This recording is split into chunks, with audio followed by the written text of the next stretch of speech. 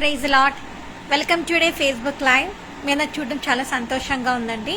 ఈరోజు నేను షార్ట్ మెసేజర్తో మీ ముందుకు వచ్చాను. ఓకే, సో బయట రెయిన్స్ ఉన్నాయి కదా, సో నాకు wifi connection up and down అవుతుంది. సో అది ప్రాపర్గా వచ్చేటకు ప్రేయర్ చేయండి. ప్రార్థన చేసుకుని స్టార్ట్ చేసుకుందాం. స్తోత్రం యేసయ్యా, నీ బంగారు పాద వందనా చెల్లించుకున్నంతని అవకాశం ఇచ్చిన అభిషేకాన్ని ప్రభు కిరణాన్ని దీవించండి, ఆస్వాదించండి. తండ్రి బిడ్డబతిని వాక్యం హృదయాలు ఫలింపచేయమని వేడుకొంచు. అయ్యా, ఎందరైతే వింటున్నారో తండ్రి వాళ్ళ హృదయాలు ఈరోజు తండ్రి నీ వైపు ఆకర్షింపబడే భాగ్యం దయచేయమని వేడుకొంచు. ఏసునాను వేడుకుంటున్నాను తండ్రి, ఆమేన్. కీర్తనలు 147 చూద్దామండి. కీర్తనలు 147 6th వర్స్ చూద్దాము. యెహోవా దీనుల్ని లేవనెత్తువాడు. హల్లెలూయా. దీన మనసుతో ఎవరైతే కలిగి ఉంటారో, దీన మనసుతో ఎవరైతే నడుస్తారో ఆ దీన మనసు గారిని దేవుడు లేవనెత్తుతాడంటండి. ఆ దీన మనసు గల వారిని యేసయ్య లేవనెత్తుతాడంట. దీన మనసు అంటే ఏంటి? దీనత్వం కలిగింది. యేసయ్య హృదయం ఎట్లాంటిది? దీనత్వం కలిగిందండి. హల్లెలూయా. యేసయ్య హృదయం ఎలాంటిది? చాలా దీనత్వం కలిగింది. చాలా ఎంత దీనత్వం అంటే ఎంత దీనత్వముతోటి ఉన్నాడంటే యేసయ్య ఎంతో పొలైట్ నేచర్తో ఉంటాడండి. యేసయ్య ఎప్పుడు కూడా కోపగించుకుంటూ, నువ్వు ఇట్లా చేసినావు కాబట్టి నేను ఇట్లా చేస్తాను, నేను శిక్షిస్తాను, నేను నాశనం చేస్తాను, నేను నరకాగ్నిలోకి పంపిస్తాను, నువ్వు లోకంలో ఉన్నావు కాబట్టి, శరీరాశ నేత్రాశ జీవపుడంబంలో ఉన్నావు కాబట్టి నేను పతనం చేసేస్తాను, నేను డిస్ట్రాయ్ చేసేస్తాను అని చెప్పే మనసు కాదండి యేసయ్యది. మీరు తెలుసుకోవాలి, యేసయ్య హృదయము ఎంతో పొలైట్ నేచర్ అన్నమాట.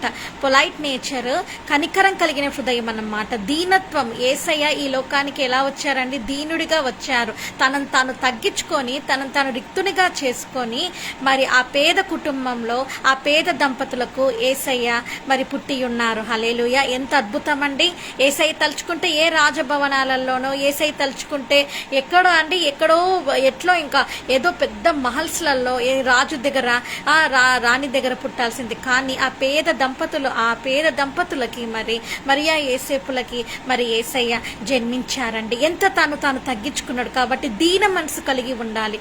ఎప్పుడైతే నువ్వు దీన మనసు కలిగి ఉంటావో అప్పుడు నేను యేసయ్య లేవనెత్తుతాడు. అహంకారంగా ఉండే వాళ్ళని, గర్విష్టి హృదయంతో ఉన్న వాళ్ళని యేసయ్య త్రోసి వేస్తాడండి. అహంకారంగా మాట్లాడడము, నాకే తెలుసు, నేను అందగాన్ని, నేను చదువుకున్నవాడిని, నాకు డబ్బు ఉంది, నాకు ఆస్తుంది, నేను లక్షాధికారిని, నేను కరోడుపతిని, నాకు మించిన వాళ్ళు ఈ లోకంలో ఎవ్వరు లేరు అని ఇట్లాంటి మాటలు, ఇట్లాంటి గర్వపు మాటలు పలికారనుకోండి, మీరు ఏం చేస్తారంటే యేసయ్య అనగద్రొక్కేస్తాడంటండి.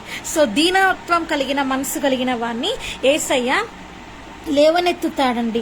భక్తిహీనుల్ని ఆయన నేలను కూల్చుండు. భక్తిహీనులుగా ఉంటారు కదా. భక్తిహీనులు అంటే ఎవరు? పైకి భక్తిగా లోపలేమో అంత పాపంలో ఉంటారు చూడండి, వాళ్ళందరినీ నేలను కూల్చేస్తాడంట. ఏం చేస్తాడు? నేలను డిస్ట్రాయ్ చేస్తాడు, పతనం చేసేస్తాడనమాట.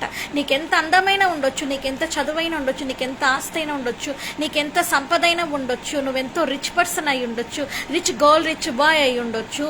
సో ఎప్పుడైతే నువ్వు భక్తిహీనత కలిగిన వాడిగా ఉంటావో, భక్తిహీనురాలిగా ఉంటావో, ఏమవుతుందంటే అట్లాంటి వాళ్ళని నేలను కూల్చేస్తాడంట. అంటే పైకి భక్తిగా నటిస్తూ ఉంటారండి, పైకి హల్లెలూయా హల్లెలూయా సుతి అంటుంటారు, అంతరంగంలో కుళ్ళు, కక్ష, మోసము, అసూయతో ఉంటారనమాట. సో అట్లాంటి వాళ్ళందరినీ నేలను కూల్చేస్తాడని పరిశుద్ధాత్మ దేవుడు సెలవిస్తున్నాడండి. దీనుల్ని పైకి లేవనెత్తుతాడంట. దీనత్వం కలిగి ఎవరైతే ఉంటారో, దీన మనసు కలిగి ఎవరైతే ప్రార్థన చేస్తారో, తాము తగ్గించుకుంటారో, హంబుల్నెస్ అనమాట. దీనత్వం అంటే ఏంటంటే హంబుల్నెస్. మరి ఏంటంటే హంబుల్నెస్, తగ్గించుకోవడం అనమాట. తాము తగ్గించుకొని ఎందరైతే నడుస్తారో, ఎందరైతే యేసయ్య మాట ప్రకారం నడుస్తారో, ఆ దీనత్వం మనసు కలిగి ఉంటారో, ఆ దీనత్వ స్వభావాన్ని అలంకరించుకుంటారో వాళ్ళని లేవనెత్తుతాడంటండి. హంబుల్నెస్ నీలో ఉండాలి. తగ్గించుకుంటే స్వభావం. నువ్వు తగ్గించుకోవాలి అన్ని విషయాలలో. నువ్వు అందగాడివైనా, నువ్వు అందగత్తివైనా, నేను అందగత్తి అని చెప్పుకోకూడదండి. నీకు ఇంత ఇలా ఉన్నా, నువ్వు ఇలాంటి ఆస్తిపరుడువైనా ఎలా ఉన్నా కూడా తగ్గించుకుంటే స్వభావంతో ఉండాలి. ఇతరులకు హెల్పింగ్ చేసే స్వభావంలో నువ్వు ఉండాలన్నమాట. సో అలా ఉన్నవాడిని యేసయ్య లేవనెత్తుతాడంట. అలాగని ఎవరైతే దీన పరిస్థితులలో ఉంటారో, పావర్టీ లైన్లో ఉంటారో వారిని కూడా నువ్వు ఏంటంటే పైకి, మరి ఏంటంటే నీ చేతితోటి నువ్వు పైకి లేవనెత్తాలి. నీ దగ్గర ఒక డ్రెస్ ఉంటే ఇంకొక డ్రెస్ వేరే వాళ్ళకి ఇవ్వు. నీ దగ్గర మంచి లగ్జరీ లైఫ్ ఉంటే అవతల వాళ్ళకి కూడా లైఫ్లో షేరింగ్ ఇవ్వు.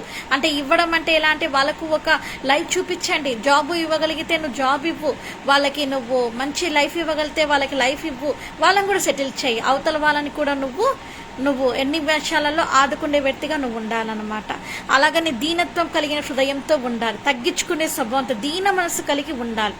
ఆ దీన మనసు అనేది ఎప్పుడైతే నీలోకి వస్తుందో, ఆ హంబుల్నెస్ ఎప్పుడైతే నీలోనికి వస్తుందో, ఏసై కూడా తగ్గించుకున్నారండి. సిలువలో కూడా ఏసై తాను తగ్గించుకున్నాడు. ఏమన్నాడండి? తండ్రి, వీరేం చేయుచున్నారో వీరు ఎరుగరు గనుక వీరిని క్షమించుమని చెప్పాడు. అక్కడ కూడా తగ్గించుకున్నారండి. ఆ హంబుల్నెస్ నువ్వు చూపించాలన్నమాట. ఆ హంబుల్నెస్ ఎప్పుడైతే నువ్వు చూపిస్తావో, క్రిస్టియానిటీ అంటేనే తగ్గించుకోవడం అనమాట. మనం అందరి అన్యుల్లాగా మనం ప్రవర్తించకూడదు. అన్ని విషయాల్లో మనం తగ్గించుకోవాలి. నీ భర్త దగ్గర నువ్వు తగ్గించుకోవాలి, నీ భార్య దగ్గర నువ్వు తగ్గించుకోవాలి, నీ తల్లిదండ్రుల దగ్గర నువ్వు తగ్గించుకోవాలి, నీ బంధువుల దగ్గర నువ్వు తగ్గించుకోవాలి, నీ మరి ముఖ్యంగా నీ సేవకుల దగ్గర నువ్వు తగ్గించుకోవాలి, నీ సేవకురాల దగ్గర నువ్వు తగ్గించుకోవాలి. అందరికంటే మెయిన్ ఏసై దగ్గర నువ్వు తగ్గించుకొని స్వభావంతో ఉండాలి. నువ్వు తగ్గించుకోవాలి. అన్ని విషయాలను నువ్వు తగ్గించుకొని, గర్వం అనేది నీలోనికి రానియకుండా, అహంకారం అనేది నీలోనికి రానియకుండా, మోసపు మాటలు అబద్ధాలు నీలోనికి రానియకుండా, పరిశుద్ధత కలిగి పరిశుద్ధాత్మతో నింపబడి నువ్వు జీవించాలండి. అలా జీవిస్తే ఏమవుతుంది అని అంటే, లేవనెత్తుతాడంట. ఎలా లేవనెత్తుతాడు అని అంటే, దావీదు మహారాజు ఎంతగానో తగ్గించుకున్నాడు, హంబుల్నెస్ కలిగి దేవుని దగ్గర ఉన్నాడు. అందుకే అతన్ని రాజుగా యేసయ్య మార్చాడు. ఇజ్రాయెల్కి మరి యేసయ్య రాజుగా మరి ఆయనని మరి ఏంటంటే హెచ్చించాడు, పైకి లేవనెత్తాడు అనమాట. ఎస్తేరు కూడా తాను తగ్గించుకుంది కాబట్టి ఆమెను కూడా మహారాణిగా యేసయ్య మరి హెచ్చించాడనమాట. సో అట్లాంటి తగ్గింపు నేచర్ తోటి మనం ఉండాలి my dear brothers and sisters. భక్తిహీనతలో మనం ఉండకూడదు, భ్రమపెట్ట ఆత్మలతో మనం ఉండకూడదు, భయపెట్ట ఆత్మల చేత మనం పీడింపబడకూడదు. కానీ భక్తిహీనత అనేది వదిలేసేయండి. నిజమైన భయభక్తులు కలిగి పైన భక్తిగా కనిపిస్తూ లోపల ఏంటంటే అంత దృష్టిని పెట్టుకొని సాంగత్యం చేస్తూ వారిని సింహాసనం మీద కూర్చోబెట్టుకొని ఆనందిస్తూ ఉంటారు. అట్లాంటి బిడ్డలుగా మీరు ఉండకుండా నిజమైన యేసయ్య బిడ్డలుగా, నిజమైన భక్తి కలిగిన బిడ్డలుగా మీరు మారితే యేసయ్య మిమ్మల్ని దీవిస్తాడంట. సో అలాగ భక్తినతులు నువ్వు అలాగనే ఉంటే, అలాంటి నేచర్ తోటి నువ్వే ఉంటే ఏమవుతుందంటే నేలను కూల్చేస్తాడు. అందుకే అప్పుల నుంచి బయటికి రాలేకపోతున్నావు, కోర్టు కేసుల నుంచి బయటికి రాలేకపోతున్నావు, అనారోగ్యం నుంచి బయటికి రాలేకపోతున్నావు, అవమానం నుంచి బయటికి రాలేకున్నావు, ఆ భయంకరమైన మెంటల్ డిస్టర్బెన్సెస్ నుంచి బయటికి రాలేకున్నావు. ఎందుకంటే భక్తిహీనతలో నువ్వు ఉన్నావు కాబట్టి, సగం లోకం సగం దేవుడు అంటున్నావు కాబట్టి నీ కార్యాలు నెరవేరడం లేదు. సో ఈరోజు తెలుసుకొని, ఈరోజు నిన్ను నువ్వు తగ్గించుకొని, దీన మనసు కలిగి ఏసై దగ్గరికి వచ్చి హంబుల్ నేచర్తో ఏసైకి నిన్ను సబ్మిట్ చేసుకొని ఏసై వాక్యానికి లోబడితే ఈరోజు నీ జీవితంలో అద్భుతాలు జరుగుతాయి. ప్రార్థన చేసుకొని ముగించుకున్నాం. స్తోత్రం యేసయ్య, నీకే వందనా చెల్లించుకుంటున్నాం తండ్రి. నీవు దీన మనసు కలిగిన వాడివి తండ్రి. ఆ దీన మనసు ప్రతి బిడ్డకి దయచేయమని, ప్రతి కుమారునికి ప్రతి కుమార్తెకి దయచేయమని, విత్తబతిని వాక్యం హృదయాల్లో ఫలింప చేయమని ఏసునాన్ని వేడుకుంటున్నాను తండ్రి. ఆమేన్.